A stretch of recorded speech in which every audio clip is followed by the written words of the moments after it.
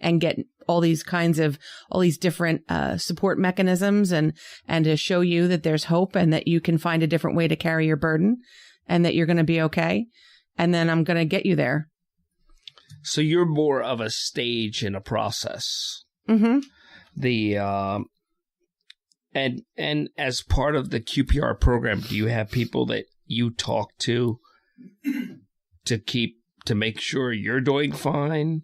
Do the QPR instructors talk to each other or communicate? Or I don't have a QPR instructor club. So I don't know why not, but I don't actually do that. So I'm very good at coming up with good ideas for other people. I see this. I absolutely stink with myself. I can't come up with anything. I can't even color coordinate. That's why. That's all black. Johnny Cash. Keeping it simple. Yep. Work for Johnny. Works for me. You talked about 9-year-olds and suicide. Why is the age going down? I have to think it has something to do with exposure. It has to be. It has to be. My 11-year-old son, God bless him, wouldn't know what to do. He wouldn't know how, and he'd be too afraid. I don't know how, and I know how I've raised him, and I know what he watches on TV, and I know what he's seen on YouTube and what he hasn't. And I have to believe that there are, if there are children, that they're becoming exposed way too early to things that maybe they really shouldn't be. I think I just mentally answered my own question because I think it's like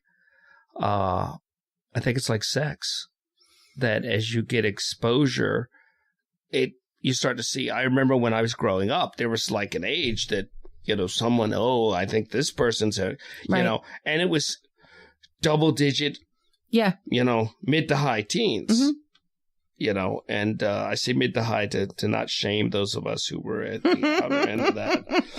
And then there was my friend Steve that they made a movie about. I said his name, didn't I? Stefan. But I think that as people were figuring it out and they got exposed to it, the numbers started going down, and then it became normal. Because I remember the shock of someone being 14, and that's not a shock anymore, Right. Unfortunately. And maybe that's what's happening with suicide, is that as society is exposing us to it, that it's not a shock. And we've got kids who are on Insta. I mean, my son doesn't, but there are kids his age that are on Instagram and a little bit older than him. And they're on Instagram. And so if you want to bully somebody, that's a grand way to do it. And there are other kids who are going on. And, I heard about a suicide in a grade school within the last year. And all of these people are, writing on her wall or writing in her Instagram, kill yourself. Why don't you just kill yourself? Nobody likes you. You're ugly. Why don't you just kill yourself? Yeah. There's a tremendous amount of pressure. You have to have a lot of protective factors to overcome that. I saw a case where where a woman told a man that, and I didn't want to side with her per se, but I thought he's a grown man. He should be able to deal with it. I don't think somebody could talk you into good or bad that easily, and I don't put it all on her. Yes, she's an evil, horrible person, but I don't know it's like stupidity. Is that a punishable offense? I wish it was. But then there were some tapes of her, and she was just pushing him right over the edge, do it real time, right. And that is different. That is different. And right. The whole Instagram thing is, my godchildren weren't on social media until late in life. As kids, they were raised Amish, I like to say, and then they got about 16 to 17 went to Mennonite, and gave them a little technology, gave them a Betamax and, right. and a couple movies, right. and we eased them Atari. into it. Yeah, dial up. Sure. And, only one person on at a time, and absolutely eased them into it. And I think that really helped because they don't have a lot of tolerance for it. They don't see the need for it. It wasn't woven into their lives. They don't want to spend their entire days looking at those screens. Versus we've got generations of people that just are happy to live their life through that screen. Right. And you, as parents and as adults, it's really important that we, of course, you recognize the importance of technology, but to really be a strong presence in your child's life and in the life of a child that's important to you, so that you can find out when these things are happening, the cyberbullying, all of these things, and you can help them. We were given a talk to a Girl Scout troop, and they just for a program we do about what to do when you're lost. And they just weren't scared. We weren't able to scare them. They didn't recognize the fact that being lost can lead to you perishing. And so the guy who gives the talk, he gives a good talk, but he just wasn't reaching them. And so I stepped in, and everybody shuddered because they didn't know what I was going to say. And I said, well, when you're lost, Ed, and you're in the middle of nowhere, Ed, there's no internet. Ed, what? Ed, there's no internet. And if you get kidnapped because you get in a car with the wrong person, because they were like, what, yeah, you shouldn't do that, but what's the big deal? Ed, when they take you, you only get a flip phone. And to text, you have to hit the key 4 times for a letter. And they were horrified by that. Once you turn it into something that they understood or right. whatever. But I think that we're so numb, and we have this expectation of safety and comfort and everything.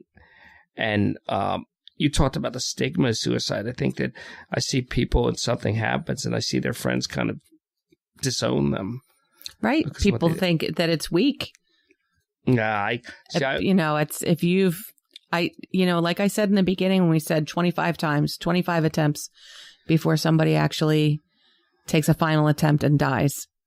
You try putting a gun in your mouth 25 times and tell me that that's a sissy's way out. It's a cry for help.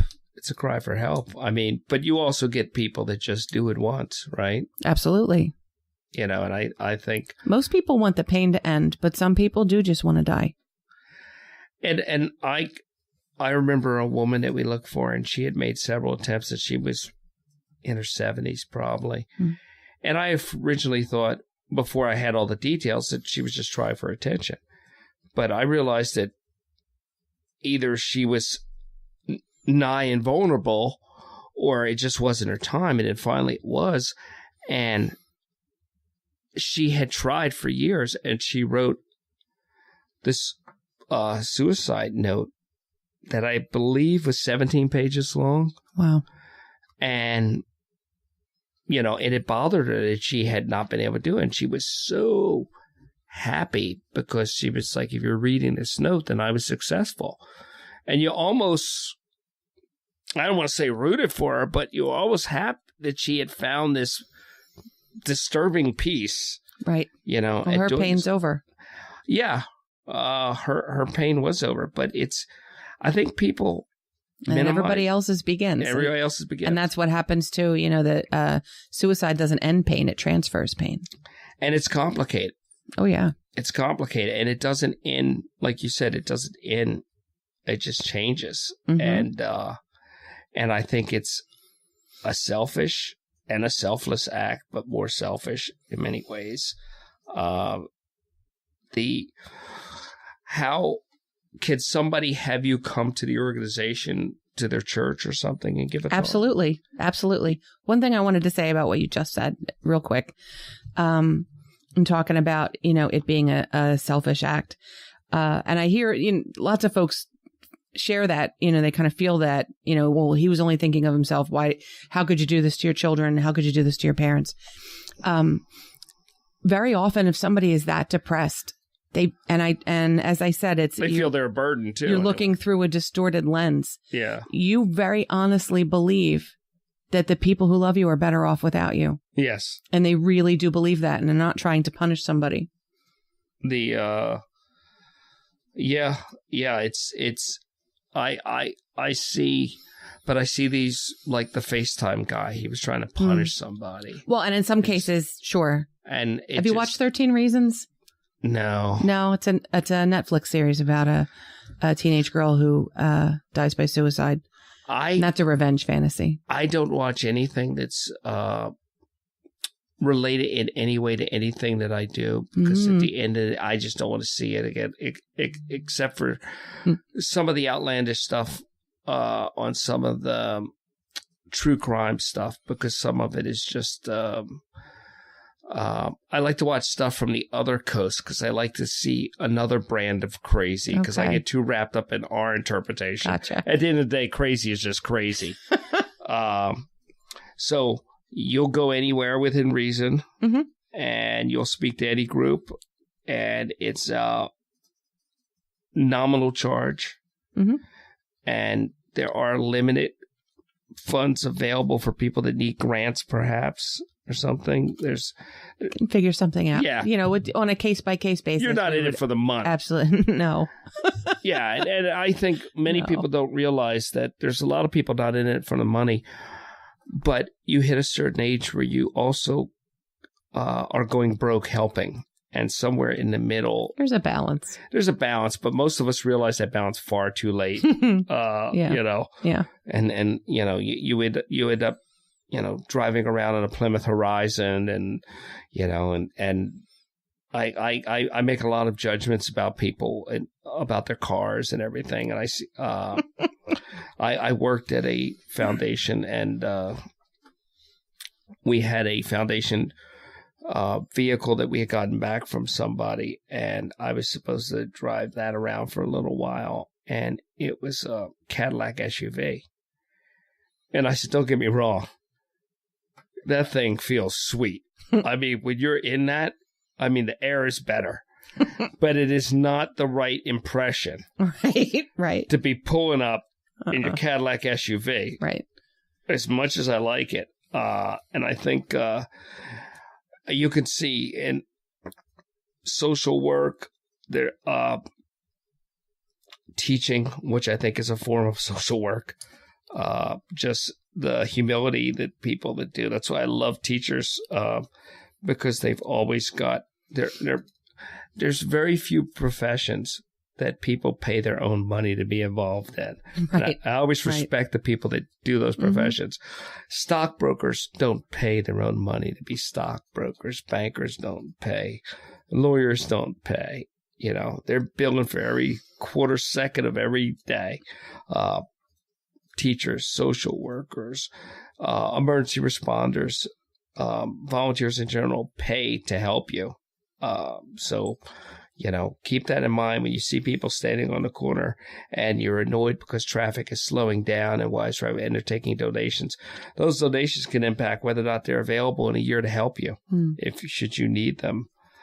And the program that you've given me a bunch of information, and I really wish you luck with it. It's thank you. I think it's a great thing you're doing. I don't know if I could do it for as long as you've done it, but it's kind of like the thing that I do at Missing Persons. I don't think I could do it, but I'm glad someone's doing it. And everybody can't do everything. Everybody can't save the whales, right? Or pick up trash. Everybody's going to pick their own thing. And I'm not trying to do your job. Yeah, and I don't want yours. But there's a little crossover. Yeah, there's a little crossover that I get some people that I guess when I get them, it's too late anyway. But I'm thinking about the families now, and I'm seeing. I've been doing it long enough that I've seen in my experience, it takes about 7 years for people to come to terms with it and be comfortable with it, because we'll have people come back to us and apologize for punching me or whatever, and realize that, it was just a bad situation and did what I had to do. And I don't judge people in the middle of grieving. You can't. No. I'd rather they not hit me, but I don't judge them particularly. There's also something called the contagion effect when it comes to suicides. And someone who has lost, especially a parent or a child, to suicide is 4 times as likely to try it themselves. Huh. And Keeping an eye on, if you've lost someone to suicide, or you know somebody who's lost someone, keeping an eye on that person's loved ones is particularly important after the fact. And